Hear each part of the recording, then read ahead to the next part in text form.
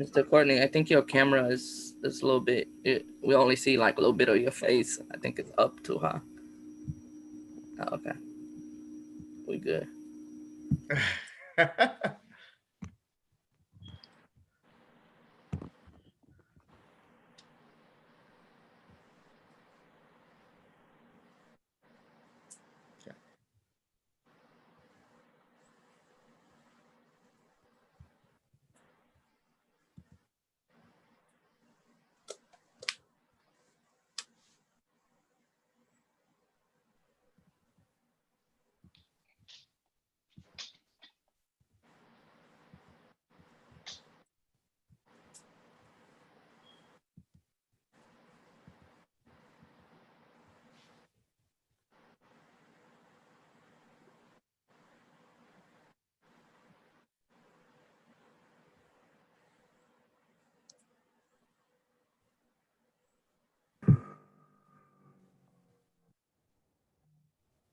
Good morning, everybody. Welcome to the Color Student Leadership Institute Town Hall. Ignite the flame, seize the moment. Presented by Mr. Corny Brazil.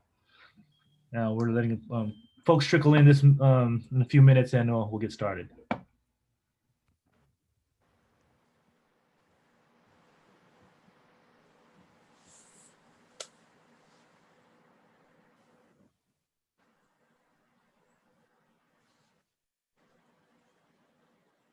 Hi, Maria.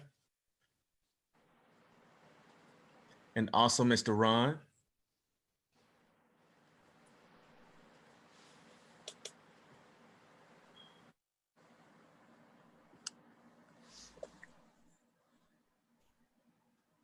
And just as Caesar said, we're just going to allow a few minutes for people to trickle in. Not too many minutes, but a few. So it is great to see you all. Happy Friday. It's great to see your face in the place and to have you here for our town hall. Hi, Caitlin.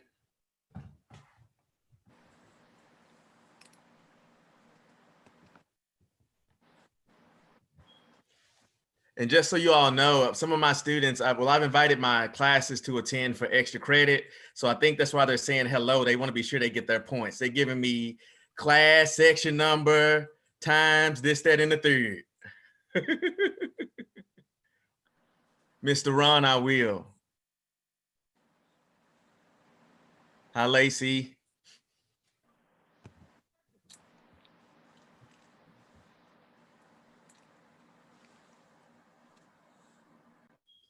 And Dr. Blackman, are you on?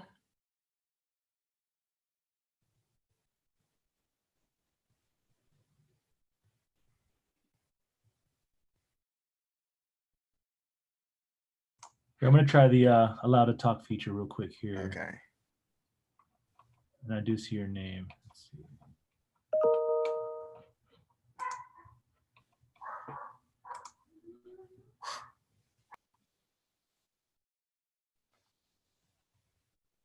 Here I am.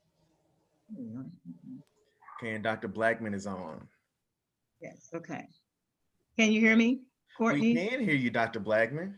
And I'm But gonna share some pictures. pearls of wisdom with you in just a moment. Well, I had something behind me, but I don't see a video of me. I just see my name. So you're not doing video? So We are. Do you have your video? Is it streaming? I see you, but I see my name, but I don't see what I normally see with I don't see a Hey, here you go, Dr. Blackman. I added you as a panelist, so you should be able to have sharing rights now. okay. So doing here. I'll start my video. Here we go. Let's see what happens. Oh, here. look at Dr. Blackman. I can't see myself though. I can't see. I'm trying to get the full screen thing here. Okay. But we can see you.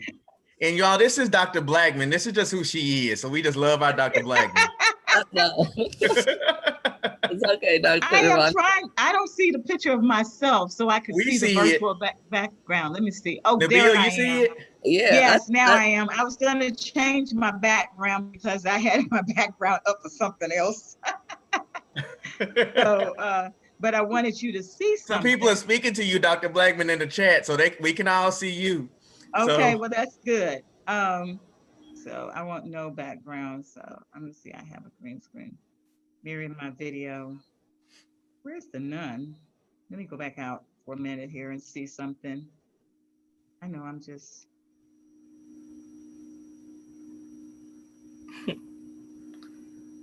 and Dr. Blackman, as soon as you're ready, we're ready. Okay. So, do you see Okay, what's behind me? I do. Oh, you got the Here. flowers? Yes, that's what it is. Home center. It is beautiful. Beautiful. Yes. Well, Dr. Blackman, first of all, I just want to officially kick everything off and thank you for all of the participants that have been waiting for us and for actually being here today. I'm Courtney Brazil, and I am speech communication faculty for Dallas College. So I am in Dallas, Texas, and I will be the moderator for today's panelist. And we asked for Dr. Blackman to come on today. And for those who do not know, when it comes to the Men of Color Student Leadership Institute, it is an annual event that we have to really empower our young men of color. Because when we look at the graduation rates and also retention rates of our minority males, our African American, Latino males, those are at a much lower rate than some of their other counterparts. And so we have this successful initiative called the Men of Color Student Leadership Institute that aims at empowering not only minority males in community college institutions, but their advisors as well. And I would not know about the Men of Color Student Leadership Institute if it was not for the very hard and diligent work of Dr. Sharon Blackman. I remember when I took a student to the Men of Color Student Leadership Institute for the first time. It was in 2014 in San Francisco. And I remember taking a student named Latrell Nelson.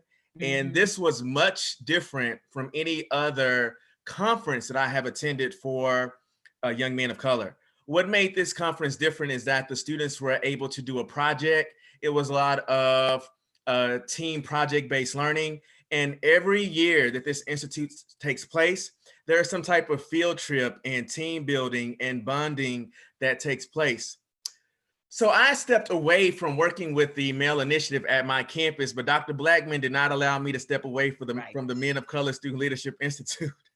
And she would call me and say, well, Courtney, she would call me sometime 3 or 4 weeks before the event. Are you coming this year? Well, no, Dr. Blackman, I don't have a program. Well, we need to get you here because I need you to help me with this or that.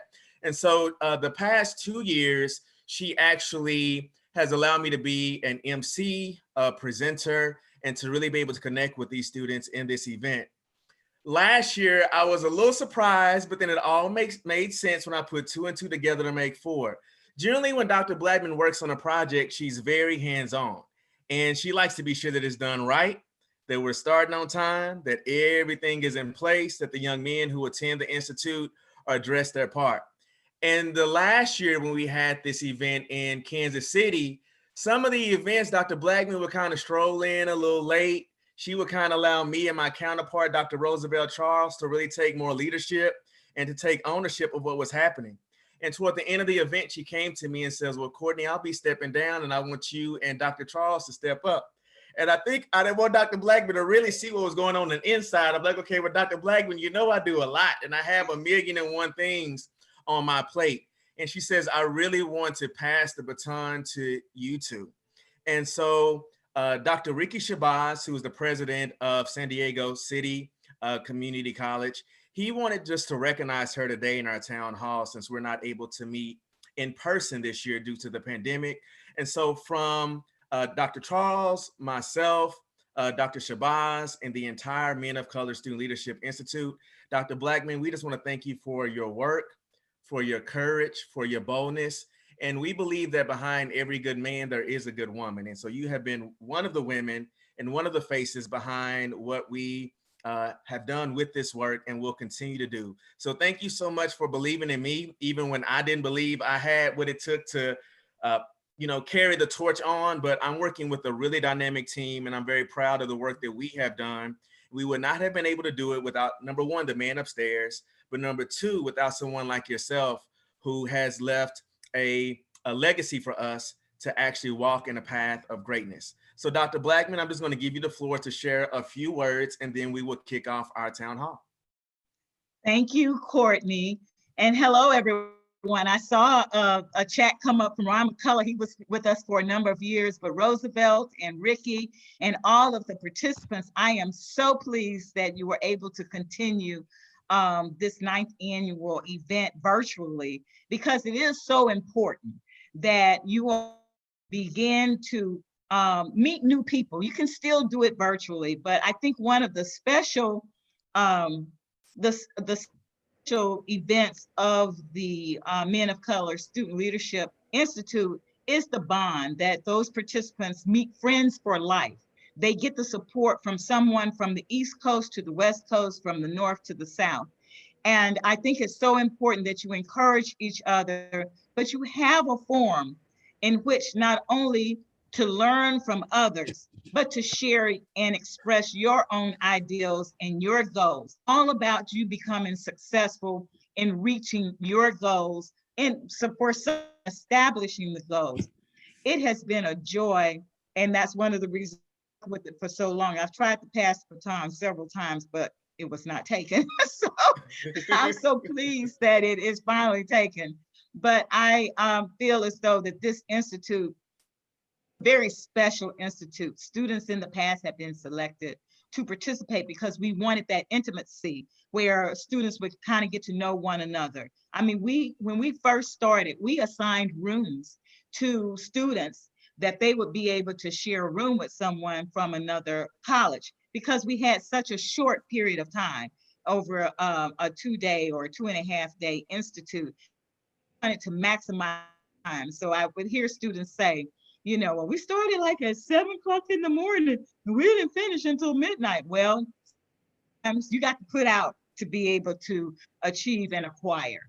And so you began to do that, but it was all fun. You learned, you shared, we empathize with one another. And so it just means so much that I'm able to be here today. And I want to thank you. I really appreciate it. As you can see, the flowers and the balloons that said, thank you for all you do. You're appreciated. Mm-hmm. I just love each and every one of you. And I wish all of you much success, and may you accomplish all of your goals. May God be forever and ever. Thank you so much, Dr. Blackman. So let's clap it up for Dr. Blackman. Hey, we have to do a virtual clap. I know if we were actually face to face, I would have the entire room sounding like thunder right now. But we're gonna do our nice little virtual clap. And thank you, John, for your kind words too. I see you on, John. Okay. Yeah. So what I'm going to do now is to briefly introduce each of our panelists today. We're going to engage in a town hall discussion, and this is our concluding program for our 9th annual Men of Color Student Leadership Institute.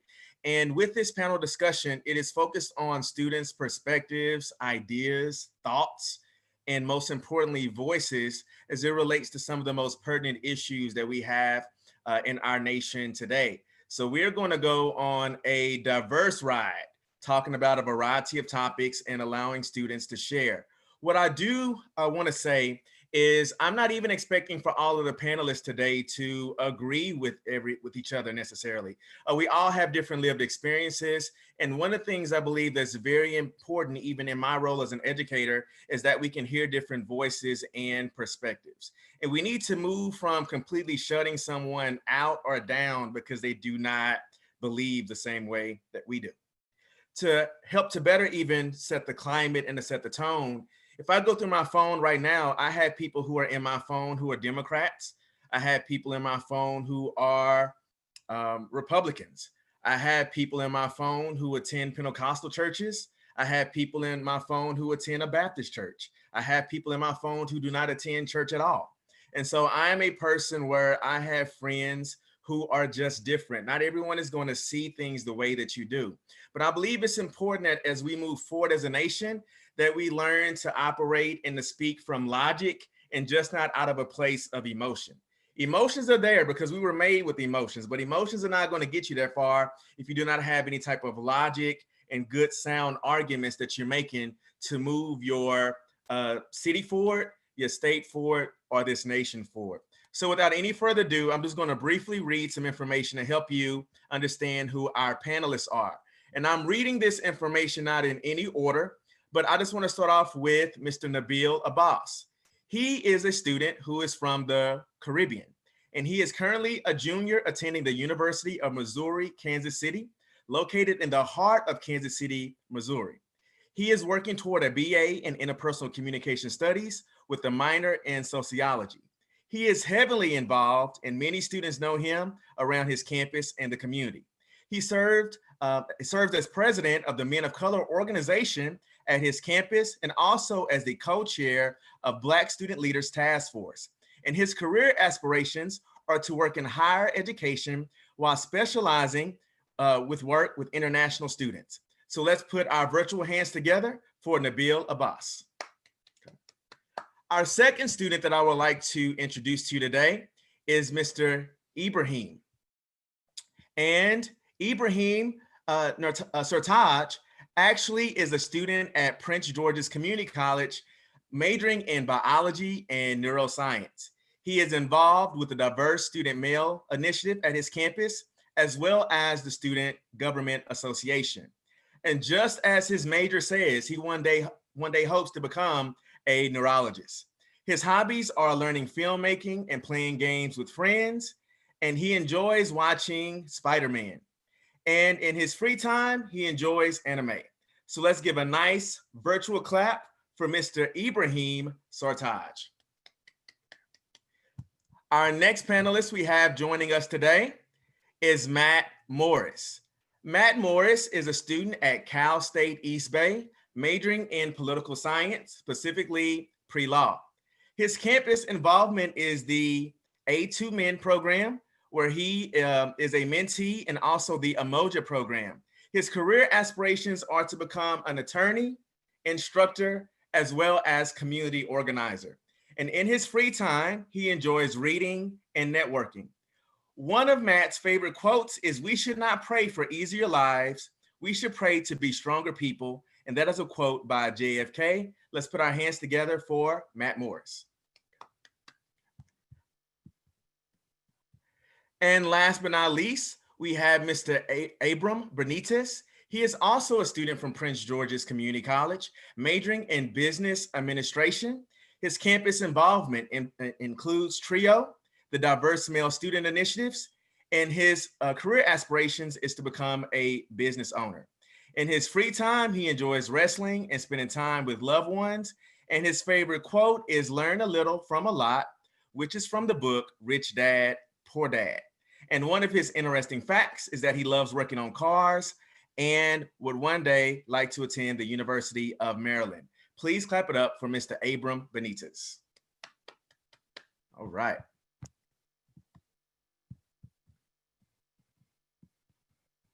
I love Ron. Ron, you said speaking while using ethos, pathos, and logos. Absolutely. All right. And I'm looking at the chat as well. What I'm going to do is just start off with a general question for you all, and anyone can jump in first. As we have been in sessions for advisors and students this week, as being a student, what are just some of the most prominent issues do you believe are facing young men of color in our nation today? I can start. So I wanted to thank also Dr. Blackman and you, Mr. Courtney, for every year I look forward to these. I attended as a participant 2017, 2018, I believe. And this year I was invited, just yesterday shared a few words with one of my mentors, Terrell Tigner, and today I'm so excited. I'm thankful for the committee for finding a way to put this together virtually. I know how hard it can be. To your question, I haven't been able to attend much sessions this week just because of schedule constraints, but based on how my experiences attending these sessions, I believe, especially as it pertains to the current issues around our men of color students right now, the brotherhood, the mentorship piece, the just this institute has, again, as Dr. Blanton, one of the key parts I loved about it was we were able to be in rooms with people from students where we whom we didn't know. By the end of that institute, we were like, let me get your number. I want to be in contact with you. And so that was the best piece of about it.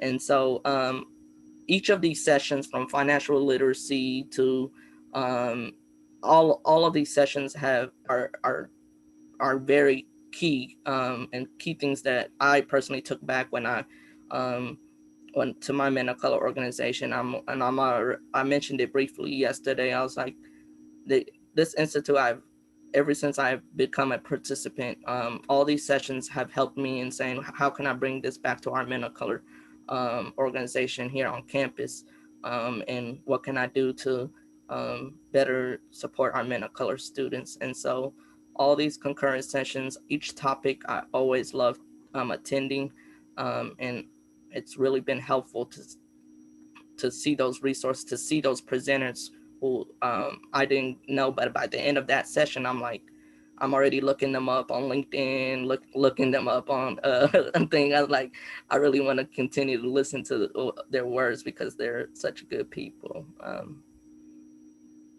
Did I miss anything? Oh no, Anyone thank else you so want to much add? for sharing your unique experience as it relates to that question of, some of the issues that males face and how this particular institute actually meets and targets those needs. Let me hear from another panelist. What are some of the most prevalent issues do you believe that are facing young men of color in our nation? I'd like to continue that answer, if I may.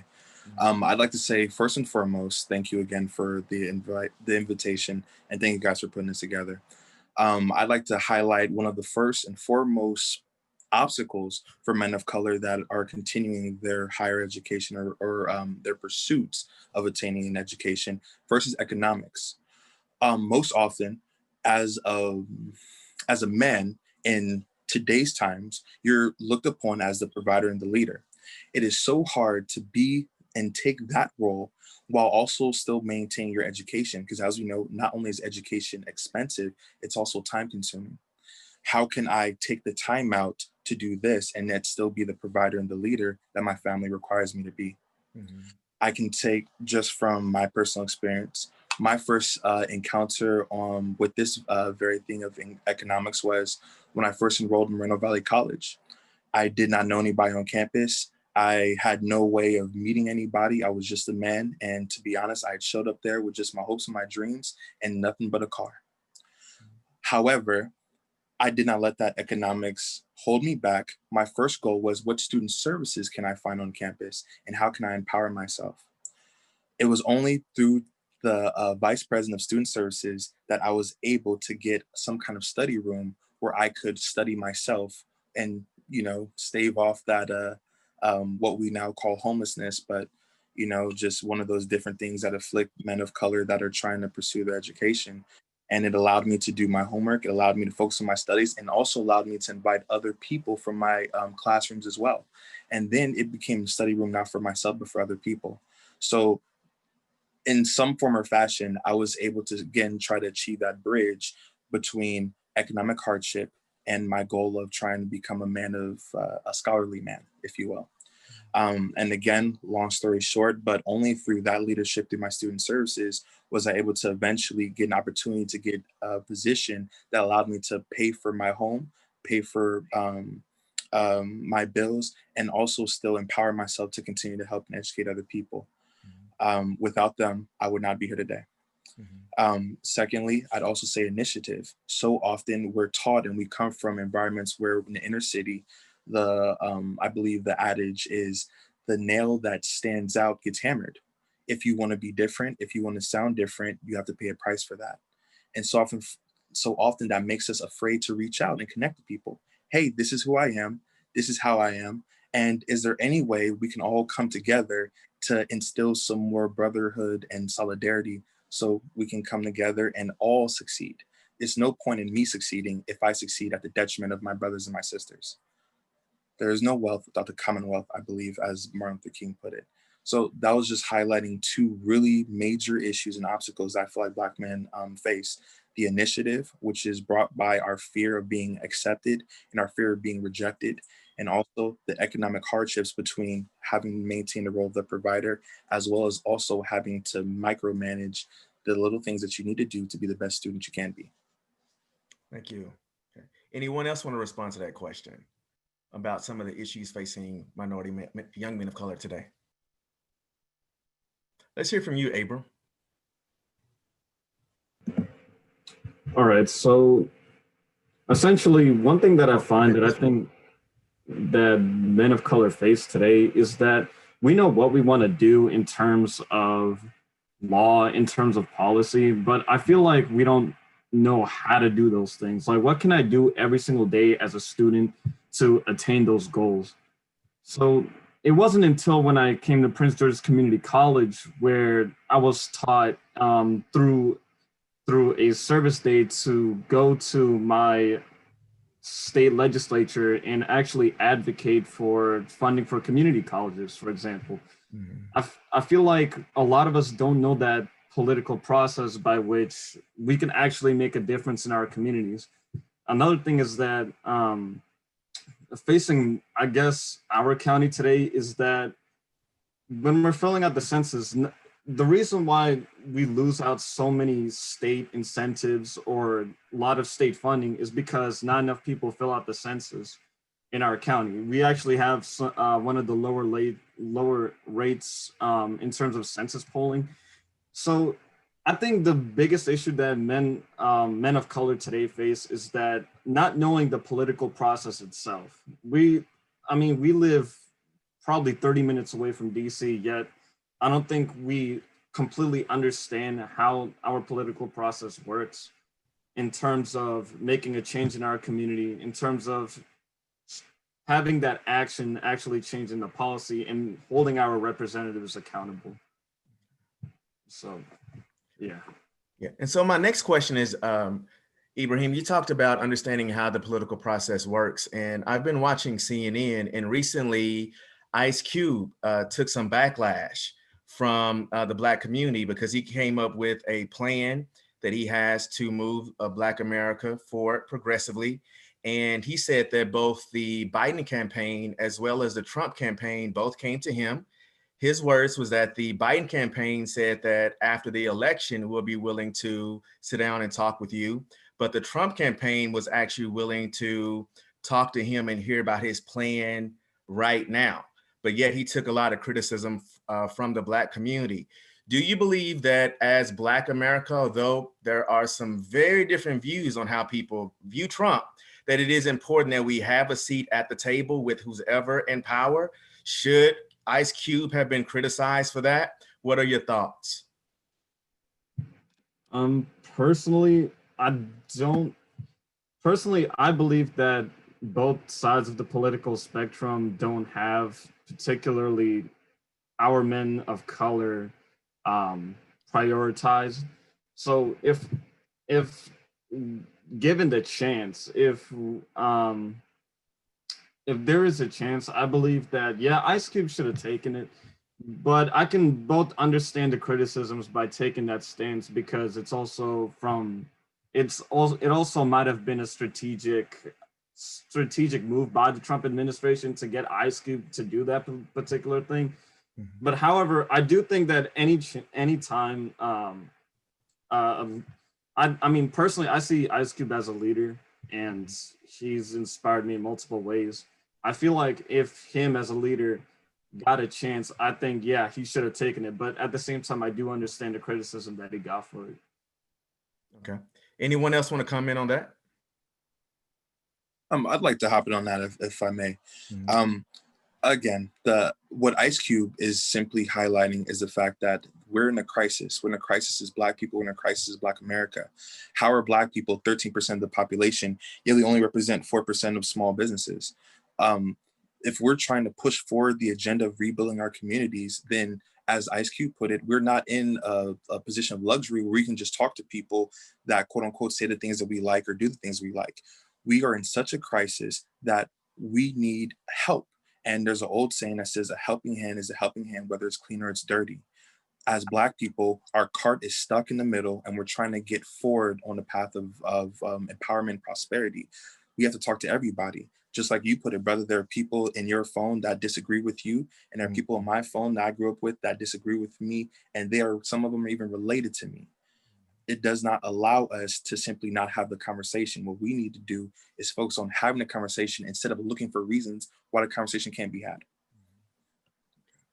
One of the things that I heard Charlemagne on the Breakfast Club, he actually said he was talking with his co-host about the situation with Ice Cube, and his take on it was, at the end of the day, Charlemagne let it be known that he's actually supporting Biden, but he says that Donald Trump could win again. And if he does win again, do we not have a seat at the table? Do we not talk? Do we just kind of maybe fold our hands and say, well, if he's going to be in the presidency the next 4 years, we don't have a voice? Or do we actually have that seat at the table? And one of the things that I was reading a thread on this particular video that was on the Breakfast Club, and a lot of people on that thread agreed with Charlemagne and some of the co-hosts by really saying that we have to, as people, again, and I may mention this earlier, we do have emotions and we are emotional creatures at times, but we need to be sure that we're operating out of a place of logic. Even in my career, there are some people that I don't believe that have the best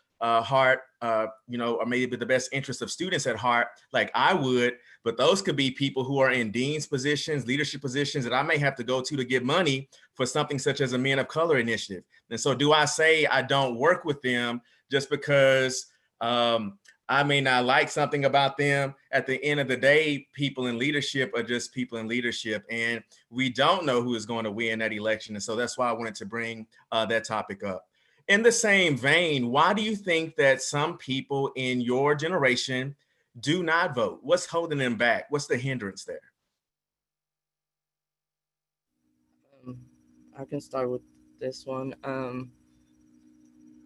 It's I think one is an engagement piece. Some feel that they're not seeing the change, or they're not really.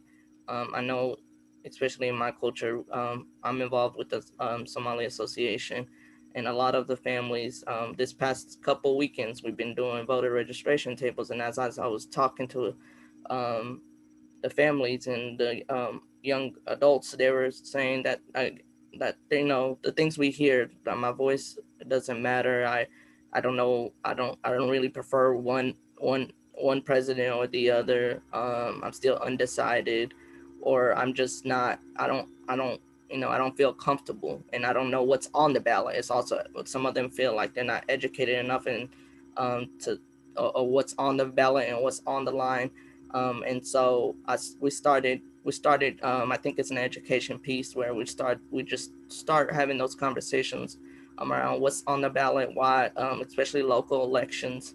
I love that this year that I've seen it in my community, that we're really putting emphasis on the local election. And I think it starts there from the conversation standpoint. Then people can start seeing that, hey, okay, I need to start voting. This is really, really important. um, and so from my end, I think it's just some conversation, especially for those ballots or things like that that are not in the home language of what they understand. And so they're needing somebody, or someone who's educated in that and who knows what's on the ballot to say, okay, this is, we got the U.S. rep, Missouri rep up, or we got the so and so up on the ballot. This is the topic that is on the and this is why it's important. And again, it goes to the conversation with the census and everything else. And so I think we're here in Kansas City. We're as far as my organizations, we're starting to have those conversations. It's been helping. And it's also, what can we do? Like me, I speak Swahili as a home language. So that's what I've been able to bring to the tables, translating what's on the ballot, having those conversations in Swahili and saying, hey, this is important.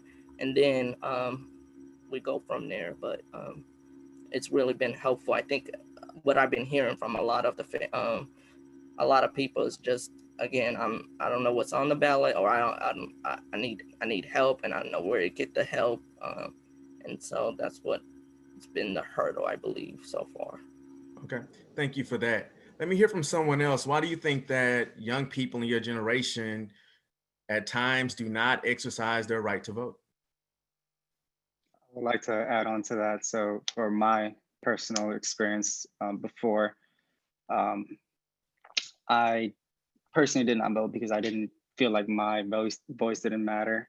But growing older and going through all these experiences with this current president, I realized that, you know, as one person, yes, I am powerless, but as a group, then we can definitely make a change in this nation.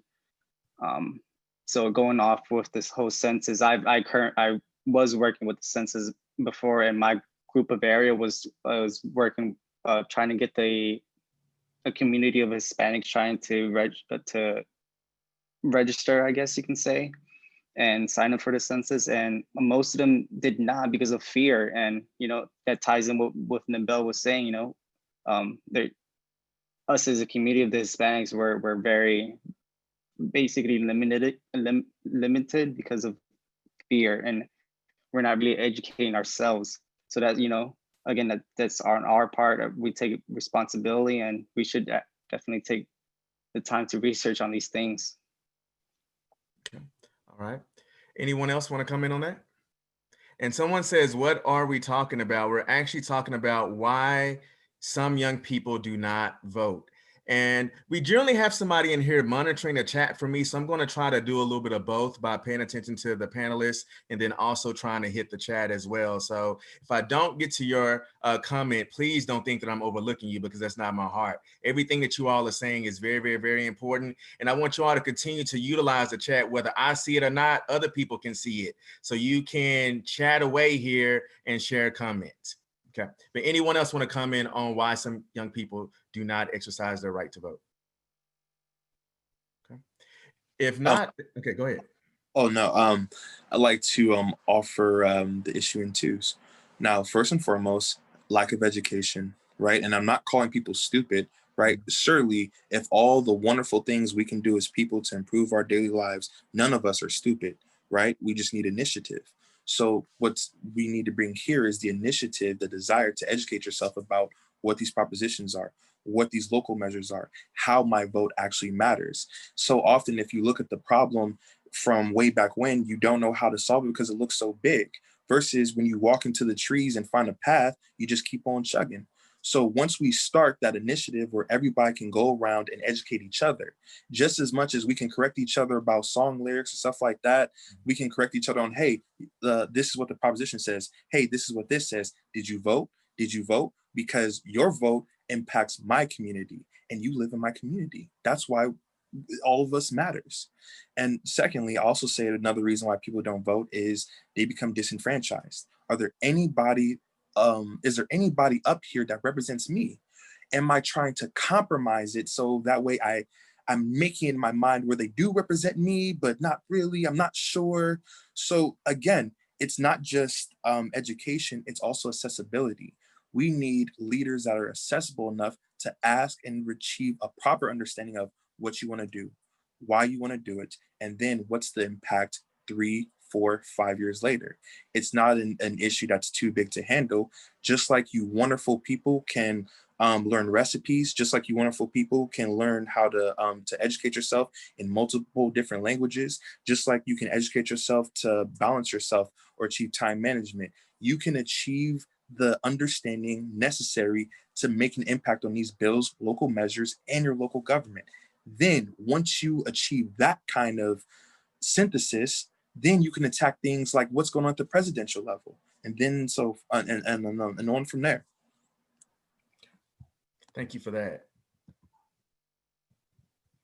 Oh, Matt, your dad said they're very proud of you. So I looked at the Q&A. I just want to throw that in. I want to do this.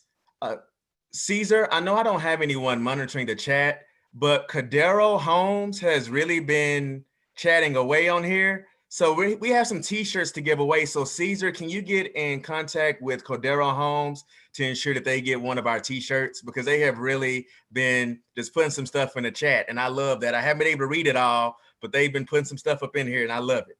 Gotcha. All right. All right. I want to go ahead and shift gears a little bit. And I want to take us back to an event that happened earlier this year, and it was the death of George Floyd.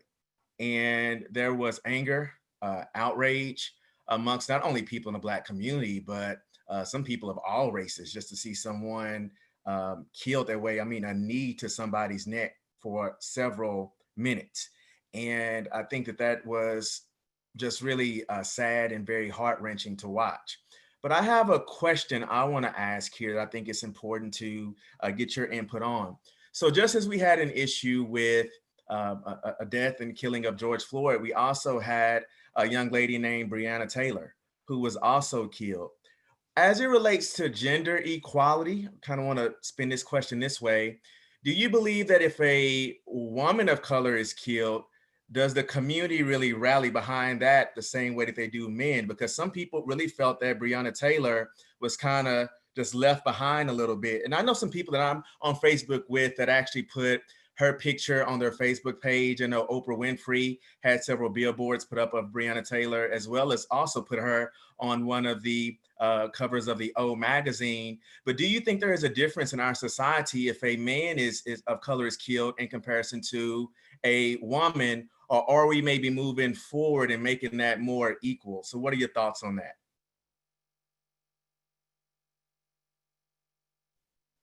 Well, then I guess I'll kick off the response for that. I actually agree. I think that we can all look up I believe, a town hall where Tavis Smiley is hosting it, and Dick Gregory is one of the panelists, and he talks about how one of the horrible obstacles that Black women have to engage in is sexism, and also the ability to no one speaks for you. You never have a voice. You're always being drowned out. Now, in relation to the whole Breonna Taylor, George Floyd thing, I can't really speak to that specifically, but I can speak to the totality at all, right? I can say that if the majority of us are raised by our mothers and our grandmothers, why do we grow up in a society where we're taught that the majority of people aren't Black women when that's the truth? We're being taught by these people, and these people are molding us and shaping us, right? So we can clearly see, right, from just the dynamic of how your mom wasn't supposed to speak. Your mom was supposed to be quiet and balanced. She was supposed to be humble, right? But your dad was supposed to be out there and proud and strong. That's a false dynamic. When we go back to Africa, we see that the strongest and best leaders and teachers are women. Not only do they live longer than us, which means they have more experience than us, but it means that usually you're learning from your grandmother, and your grandmother instills the kind of beliefs that make you a better person.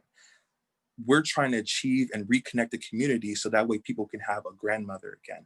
So when you're talking about disparities and stuff like that, until we accept that as humans, the majority of people on this planet are dark skinned, and the majority of people on this planet are women, and we give them back the highlight because they're the majority, we can't move forward. It's like trying to come to terms with somebody, but you know that they are lying to you and they won't ever take accountability and apologize. How can we come together if you won't address the issues of you trying to mislead me? Anyone else want to comment on that? On that question? Okay.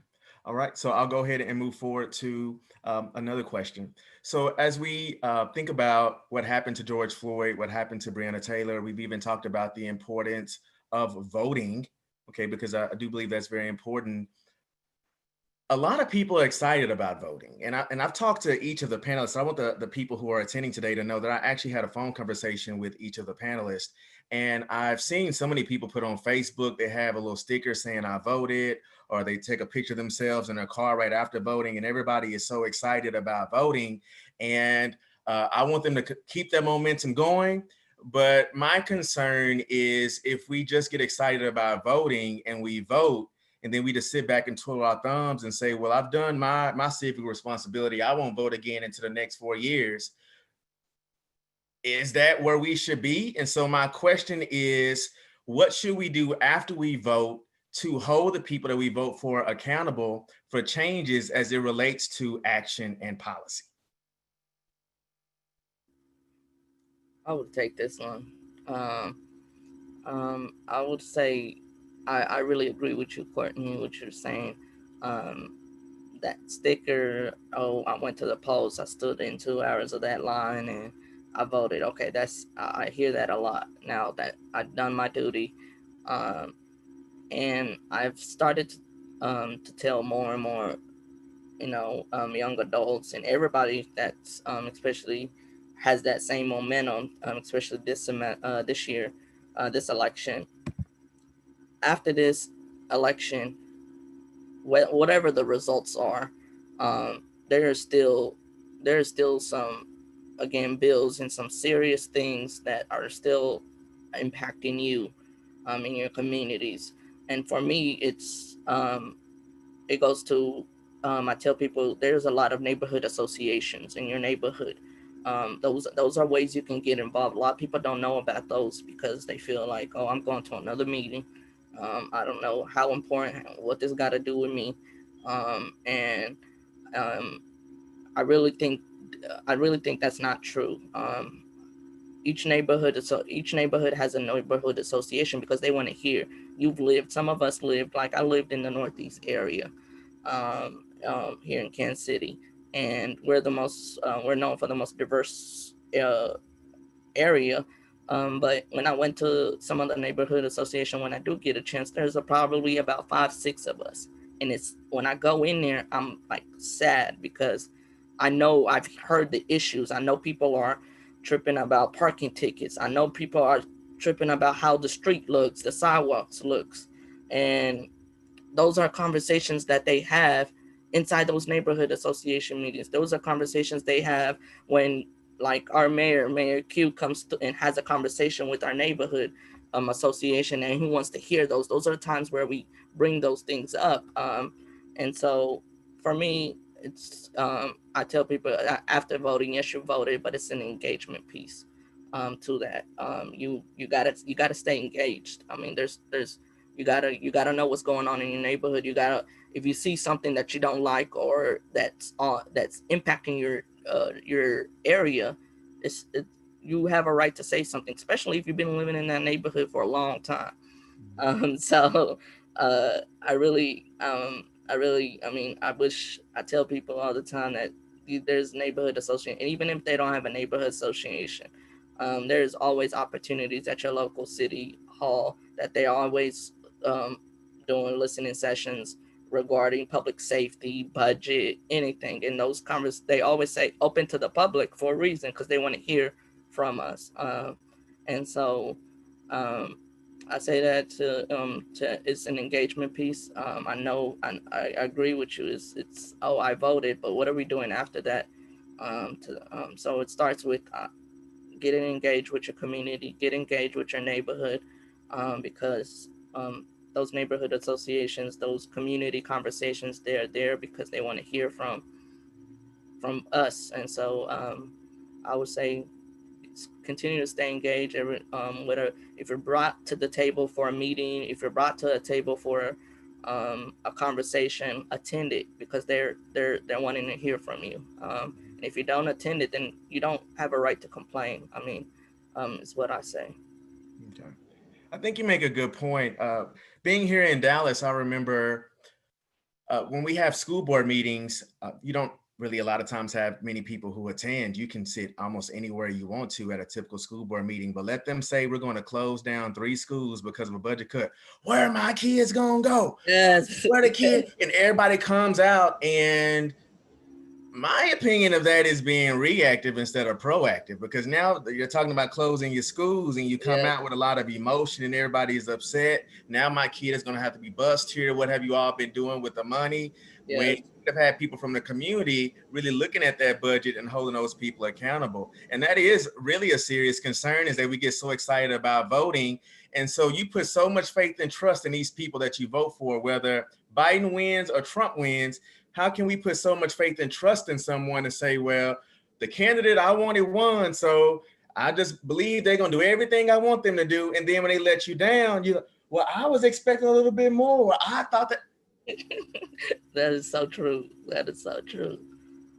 And so I love that engagement. And so I even love your specific examples, Nabil, because you wanted us to see what does engagement look like. Now, just even being realistic, I know with people having busy schedules and everything to do, I'm not going to say you have to make it to every school board meeting, every city council meeting that happens, but I do believe it's would be a great thing if you pop in and at least kind of see what's going on. And if you can't make it, one of the beautiful things about technology is most city council meetings, school board meetings, they have videos, agendas, all that is on the web. You can go and take a look to see what's going on. So some of these things that we think are a surprise that happens are really not a surprise. Some of those things they've been talking about, but by the time we find out, we've just been living our lives, we're like, oh my gosh. So I do think we do need to be very active and engaged. As we even think about the levels of engagement, I want to now talk about organizations that we see in our communities that are doing things. You have organizations from the Black Chamber of Commerce, Hispanic Chamber of Commerce. We even have LULAC. You have Black Lives Matter. And one of those organizations that I want to get your thoughts on right now is the Black Lives Matter movement. What are your thoughts on the Black Lives Matter movement as it relates to an organization that we really see as a face when there is an issue with a killing or police race relations type thing? I just kind of give your authentic thoughts on the Black Lives Matter movement as an organization. I think that Black Lives Matter in a whole is simply an organization, right? It's an organization that's fighting for a cause that we feel is just. How they go about it is their own business. Whether or not you can resonate with their tactics or not, the purpose of why they're doing it is valid. So if you don't agree with Black Lives Matter, you can always make your own thing, right? But there needs to be an organization like Black Lives Matter. It does need to exist. And as Black people, since Black is just a color that's prevalent in every ethnicity across the whole planet, we're all going to have a difference of opinion based upon a multitude of things, right? So when I look at Black Lives Matter, there are certain things that I don't agree with or I may agree with. But just like if I'm at a family reunion, I'm not looking for a reason to have a problem with you. I'm looking for a reason for us to come together. So instead of me tearing down what these sisters are doing, they're doing something. Hey, we all need to be doing something. So how can you knock it? And I want to read something that Cadero Holmes put. It, believe it's dealing with the Black Lives Matter. And Cadero Holmes said it varies from area to area as an organization based on their research and experience with the BLM. And they are speaking from the Metro Phoenix era. Nevertheless, they still believe in the same Black Lives Matter. So I don't want to put words in Cadero's mouth, but what I'm believing they're saying is you may have more of a stronger support base depending upon the area that you're in with Black Lives Matter. And in other areas, it may not be as strong, but they still believe in the saying of really looking at and valuing Black lives in a time such as this. And Matt, one of the things I even took from what you said is not that you are just going to go and say that you agree with maybe the method that they may go about with doing every single thing, but at the end of the day, they're doing something. And if you have an issue with what they're doing, then why don't you jump into the arena and do something as well, is what I hear you say. Okay. Let me hear from someone else. What are your thoughts on BLM?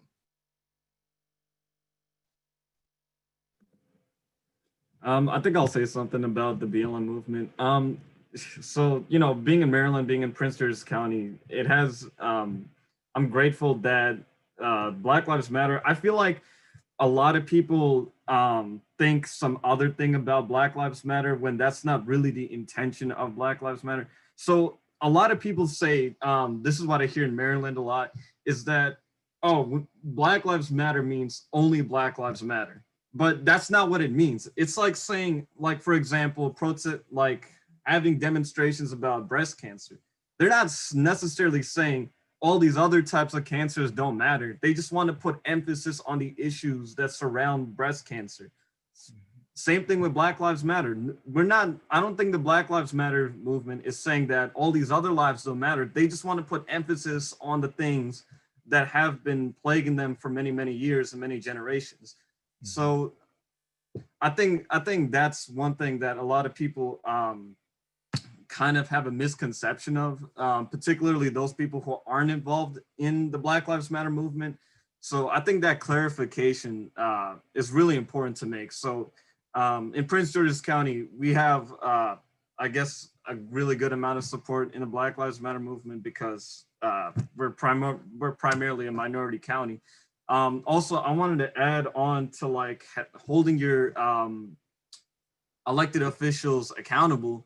With that is that I feel like a lot of people also kind of forget about after the elections are over and everything. I feel like a lot of people forget about holding them accountable. So they, like, for example, whenever some news breaks or something, that news comes out typically after the deal has been struck or something, or a contract has already been signed. So I think Black Lives Matter, making this information more publicly available to people is a very important step, so that more people can actually hold each other accountable in government, and it removes a lot of the misinformation that gets passed along.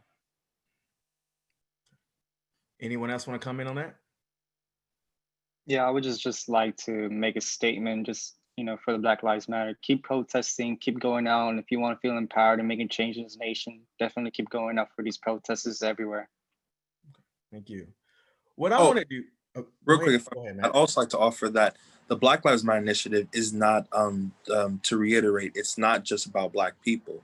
What the Black Lives Matter movement is about, what Ice Cube is trying to do with the CWBA, is just trying to empower people. We're not trying to do anything different than, for example, the Chicano people when they came out with the Treaty of Guadalupe Hidalgo in 1848. They asked for the same or for similar things that we're asking for, which is to keep your culture, have your culture protected, and also to have the means to empower your own community to mean something. That was all. What I need to do now, which is very important because the town hall, we want to keep it till about 1:15-ish. It's 12:56. And in order to have a town hall, we do want to get some questions from the people that are in our audience watching. So if you can click on your Q&A box, if you have any questions, I will pose some of those to our panelists. So you all can go ahead and start typing away. I want to be sure that I do that. One question that I have is from Ron McCullough. He says, is BLM a noun, verb, or adjective? Just asking as input from a student's perspective. I'd say it's a declarative statement. Black Lives Matter. The reason why you have to do it is to anybody that's traveled throughout the whole world, no matter what culture you're in, if you are darker skinned, you are treated differently more often than you are not. That's why you have to say Black Lives Matter. This is not just an American problem. This is a planetary problem. If you have dark skin, you are the majority. So why are you treated like you are some kind of alien or mutant? All right. We have a question from Caden Lacey, who says, what are each of you doing to make a difference in the world as men of color? And let me get Caesar, if you can reach out to Caden Lacey and be sure they get a shirt as well. And anybody else who has a question, type it in the Q&A box. But again, Caden Lacey's question is, what are each of you doing to make a difference in the world as men of color? I can start that. As y'all heard already, I'm doing a lot, but the main thing I'm doing is just trying to help, be an advocate to our men of color students through my through the organization now. Um, right now we're in this new online format. We're not putting on a lot of events. We're just trying to help each other and be there for one another academically.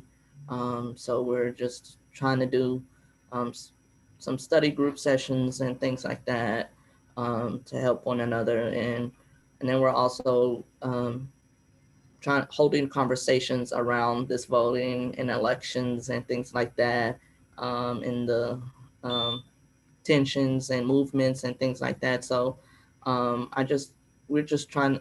I'm just trying to continue to be there. We're trying to be there for one another, help one another out. Um, and I know during this time it's more important than ever to continue to do that.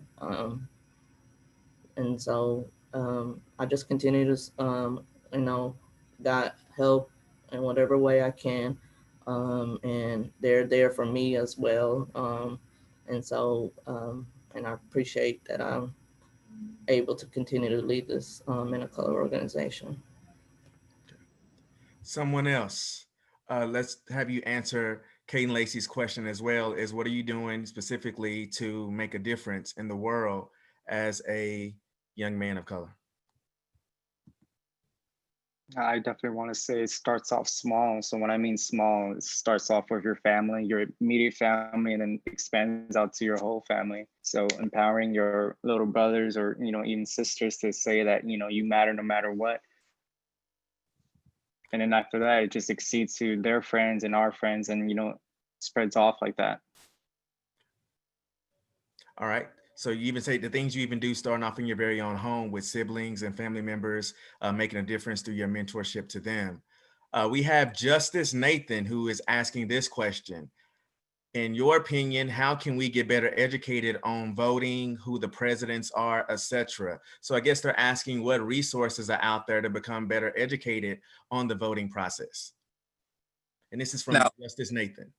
I'd love the opportunity to answer that question. So, Justice, you asked a very important question.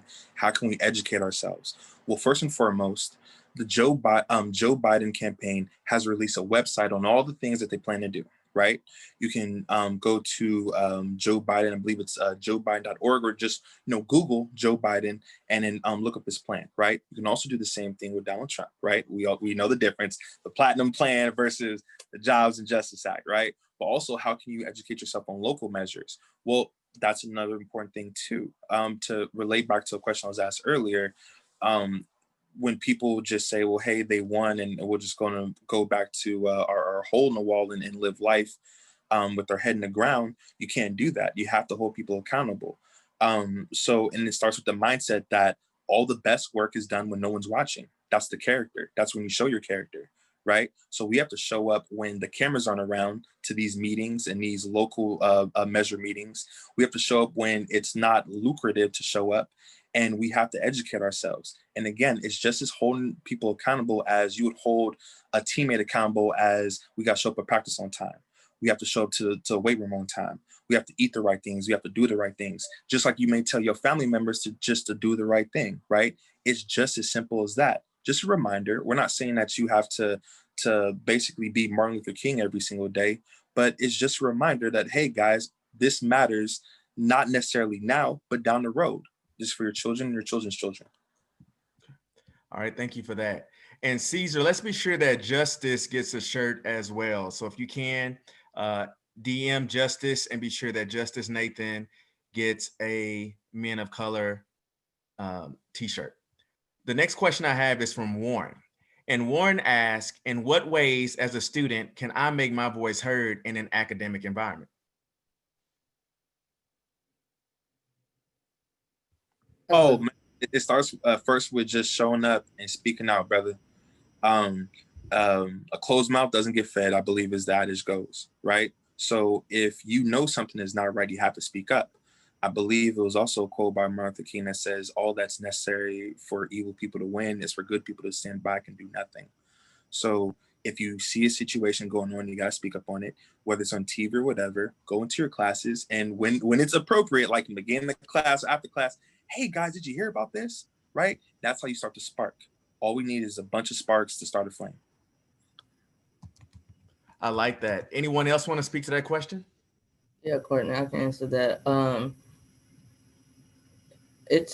agree. I love what you said, Matt. And to add on to that, I would say, um, I know at our institutions now we're doing a lot of some some deep conversations, and so for me it's been just checking in and like saying, okay, I know we're it's been caught by word of mouth, or we have conversations, and now social media, we've been quarantined since March and it's been hard. And so also like that, from a social media standpoint, we're taking advantage of it to the best of our ability, and sharing, resharing, but also sharing our opinions to it, and then we tag each other and say, hey, I agree on this opinion, or I see this as a problem in our communities. How can we change that?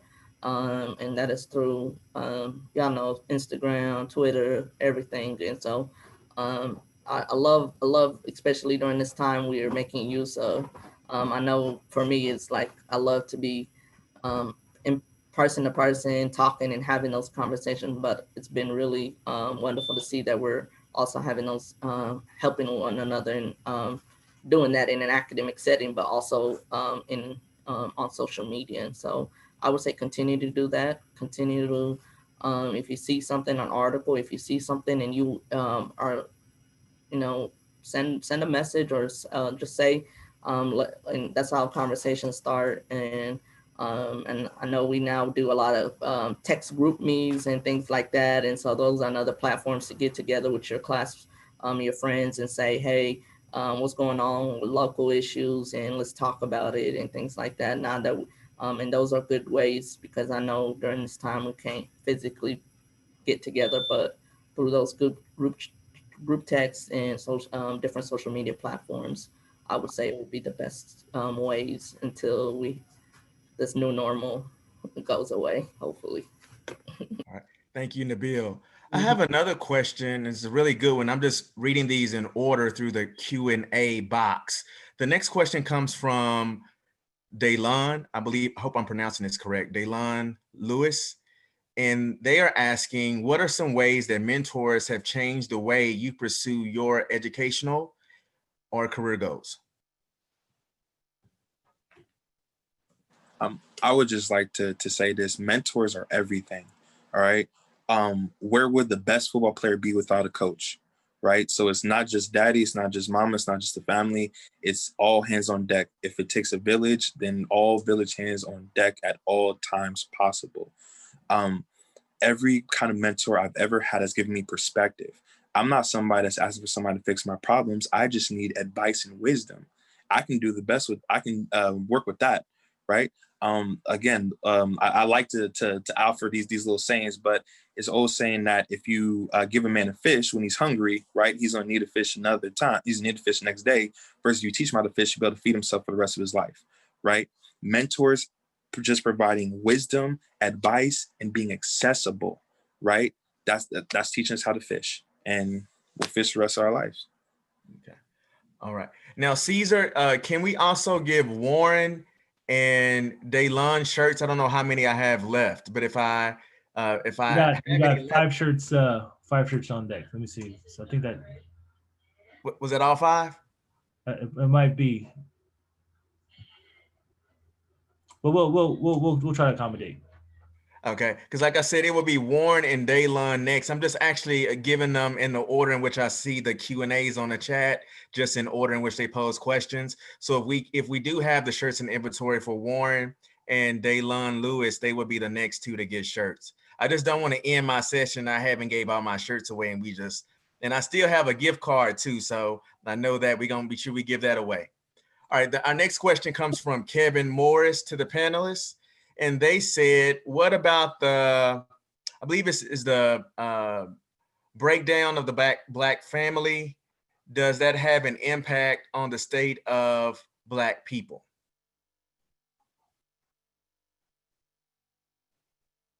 Can you explain that question a little bit for us?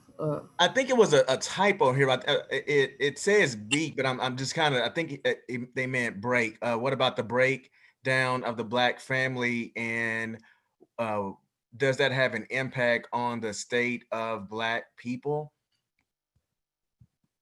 I hope and Kevin, if you want to type something in the chat right now, just to maybe kind of give us a little bit more context behind your question. Because I'm thinking when you say breakdown, you may be talking about maybe the oppression of the Black family. I don't want to put words in your mouth. So what I'll do is go ahead and go to another question. Once we get some more context from Kevin, if we have time, we'll go back to Kevin's question. The next one is from Oki, or is it Uki? I'm not for sure. But it says, any advice for young women of color in predominantly white communities on how to get our voices heard? So any advice for young women of color and predominantly white communities on how to get our voices heard?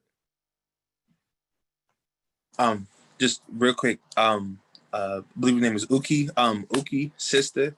I can tell you right now, I come from a place where I went to a school. I went to an all boys Catholic school, and I was like, you could count the Black people in that whole school on probably two hands, right? But however, I still graduated from this school, and I still had to move through the school, coming from the background I came from, which was definitely different, and I stood for some different things. So what I would say is, again, you have to make it, you have to be visible first. I know that's really scary, because to be outnumbered and to say something that you feel like the majority may not agree with is scary, especially for a Black woman, right? But what I want you to do is be heard and just say something. Then when you come with facts, people are either going to listen or they're not going to listen. But that doesn't make change the fact that it's the truth. The truth is can either be yelled, spoken, or not spoken at all. It doesn't change the fact that it's the truth. But you have to do something to get the awareness on you. And whatever they do to break you down, you have to walk through with grace and the class that represents the kind of upbringing that you had, which is to say, you're willing to stand for the truth and you're not here for anything other than that. And I say it starts with that. All right. I have another question from Cadero Holmes. Cadero, I've really been enjoying this engagement today, but Cadero Holmes has asked, how have you been networking and organizing at your respective colleges in these times of virtual education? Um, for me, I know we're in this time, but I've been able to do that through just Zoom check-ins. Um, as far as when with our Men of Color group, we're doing once a week Zoom check-ins typically on the weekends or any when they're scheduled times with any of us to just check in with one another. I know we all are already in classes all day, and so we're like, oh, none of the Zoom, but we try to do that, or if there's possibility where we can do that also on campus, social distancing and things like that, we try to look for opportunities to do that as well. And so I try to do that from just check-ins once a week, and it's been really helpful on both sides to just have conversations about anything. It's really not in really a structure to those conversations when on Zoom, and so I've been doing it through just Zoom check-ins, and also check in with um, any of my instructors and things like that. And so um, I've been doing, it's been helpful and it's been a good feedback as well. Okay. Anybody else want to comment on that? I love the Cordero's question of how have you been working How the, or been networking and organizing at your respective colleges during these times of virtual education. And I think it's good that you all could really speak to this from a student's perspective, because some of you all are probably in clubs, organizations, and you're not able to physically be together. But what is somewhat maybe working for you all, or what best practices can you share? So let's maybe hear from one more person on that question. I'll go ahead, Matt. I know Cordell, you asked about turnout. To your point, the turnout it's been good. Just hit or miss again. It's really no structure to how we do it. One day I'll have two or three students. The other I'll just have. Last week we just had one, and so it's just small groups really. And it's really nice that we get the smaller it is, the more conversations, and the longer sometimes the call is, and so turnout has been well so far. Um, I would say that it definitely varies, but it doesn't, just because people don't show up at the beginning doesn't mean that they're not going to show up at the end. When I first started this, like I said, Moreno Valley College, it was a community college where, again, I didn't really know people. I think the turnout started off like 3 people. And then it ended into like something like 7. So it wasn't like a huge jump or anything like that, but it was people showing up. Then when I transferred to the great Bethune-Cookman University in Daytona Beach, Florida, the environment was much different. The culture was totally different from what I was used to. However, the need was necessary. The need was, hey guys, a rising tide raises all ships. We're all trying to get to prosperity and get to the promised land together. So here's what I'm going to do. I'm going to put myself out there. I would ask all my professors at the beginning or the end of class, hey guys, I'm offering a study group. The study group will be here, here, and here. I'll be here, here, and there. Here's my email. Show up, right? And then when my professor saw that people were showing up and were starting to do better, hey, BCU, all right, we're starting to do better, then my professors then made it a point to mention to everyone. I now have it to where I have a professor that shows up to my regular study groups once a week, and she'll change her schedule if I send her an email, because I went to her with sincerity. This is the issue we're having, way ahead of time, before it was like a red alert, right? Is the issue we're having. This is the solutions I think are possible. Let's talk about what's feasible or what's not. And then we went from there. So the biggest thing is you have to highlight the need. Everyone's trying to do better. Everyone's trying to do better, right? And if people work less harder but more efficiently in groups, then you incentivize the groups.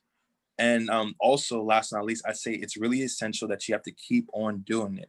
You can't just do it 1 week and then disappear.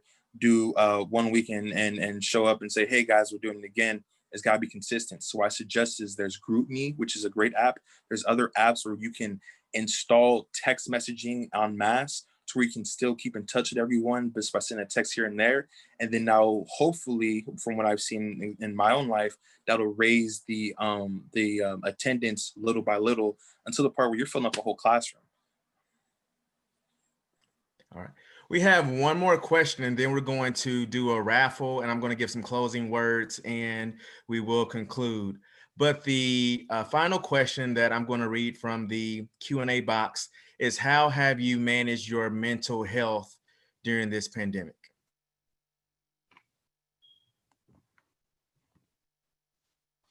Okay. I'm again, I don't mean to just be that guy, but just say mental health is so important. It's so absolutely important. It's such a serious thing. My mental health, my rock was always my mother, right? My mother was always a person that I don't care what time of day, when, or how, I call up this woman and ask her for some wisdom, and from God Almighty, it comes out, right? Sadly, my mother's not here anymore, but I keep her around my neck and I keep her close. But how do I move forward with all this pandemic happening? Because unfortunately, she passed away just before this stuff happened. So when this happened, just like everyone else, my hair felt like it was on fire. Like, what's going on? Family, right? The when you look at all the best medicines, whether you're talking about Native Americans, whether you're talking about in Africa or other place, family and understanding, and then some kind of comfort or support level that allows you to reobtain your grip on what's around you, right? So for me, foremost, like I said, I got people in my family that I don't agree with in any way, shape, or form about politics, right? Yeah, we talk every day or almost every day. I do that to teach myself patience, because just like I want people to be patient with me, I gotta be patient with them, right? I do that that's like my medication, right? As in my spirit, that okay, if I can have this conversation and reach a compromise, I can do anything now in this world. Or I keep in touch with my other my little younger families. I play a game, at least one game with my little brother every day, right? And we always talk about how he's doing, and not just about the stuff on the surface, but how's he feeling as a black man? How's he feeling as a black man that's a father now, and so on and so forth. I can't have a conversation with all my family members because, hey, some of them a little too gangster to hold that kind of conversation. It is what it is. We just over here trying to provide love, and eventually, you'll connect. You'll connect that. You'll make that connection. But it doesn't change the fact that that's what we need. You got to go out of your way each and every day, as a term BYA, bust your butt, right? And you got to fight for what's worth fighting for, and your family's worth fighting for. And then when you fight for your family and they fight for you, that's a huge step towards that mental peace that will never ever be shaken by anybody. Okay. Thank you so much for that, Matt. What I'm going to do is, Ibrahim, can you turn on your mic for me? Yeah. Really quickly, the first number that comes through your head, 1 through 12, give me that number. 4. 4. Okay, so I'm looking in my Q&A box, and the fourth person to ask a question would be 1, 2, 1, 2, 3. It would be Warren. Warren, are you still here? You got to be present to win. Warren, if you're here, say something on the chat. Warren, going once. Warren is here. So Warren, you get a $100 gift card. Okay. So Warren, you are going to receive a $100 gift card. Warren, are you excited about that? I think Warren is overwhelmed. Warren talking about, yeah. So I did it fair. What I did was I just, we had 12 questions in the Q&A box. And then I just had Ibrahim choose a number. So he said 4. So you were the 4th person. That was just my way of giving that out. So I wanted you all to be sure I was fair and transparent and not trying to do anything shady. But what I would like to do before we leave is, from the bottom of my heart, I would like to say, let's give a big virtual applause to Abram Benitez, Ibrahim Sartaj, Nabil Abbas, Matt Morris, and also for Dr. Sharon Blackman for being with us today. Also, a very special thank you goes to Mr. Cesar Gumapas, who is the Public Information Officer for San Diego City Community College. I thank him so much for being here today and helping us out as well. He's amazing. Say something, Caesar. Thank you. It was a great, amazing Leadership Institute, and I'm really grateful for all the engagement that everybody took place, because it's first time being virtual, I believe, for the association. So I mean, it was an amazing turnout. Yes, thank you. So I hope that you all were able to take something away. This was my first time moderating a virtual town hall. I've done face-to-face town halls all the time, so this was a little different. I'm not that tech savvy myself, okay? I just know how to grade my students' work, send an email, watch something on Amazon Prime, watch a little something on Netflix, okay? And that's about it. So it was really great being able to be in this atmosphere with you all. I sincerely hope that we have things to the point where we can convene in 2021 for a face-to-face institute. But I am glad that we were able to work with the leadership of Dr. Ricky Shabazz, the president again at San Diego City Community College, to at least do something this year. So thank each and every one of you all for being here. This would not have been successful without having your face in the place. And until next time, peace out. And I love you, Dr. Charles. I saw that. Thank you all so much. And thank you to all of our presenters for the student track as well as the advising track. And so get with your campus presidents, get with your advisors, let them know that next year, it's going to be a little bit of a probably tight budget, but they at least need to get 1 or 2 students to the Men of Color Student Leadership Institute, because it's going down like 4 flat tires. And I am peacock proud and honeymoon happy to see your face in the place. All right, I see y'all. Thank you all. Thank you to the panelists as well. I appreciate you. Thank you so much. Hey, I appreciate all y'all. Y'all have a wonderful day, man. Thank you again. Thank you guys Everyone for giving did us a a great meeting to job. talk about this.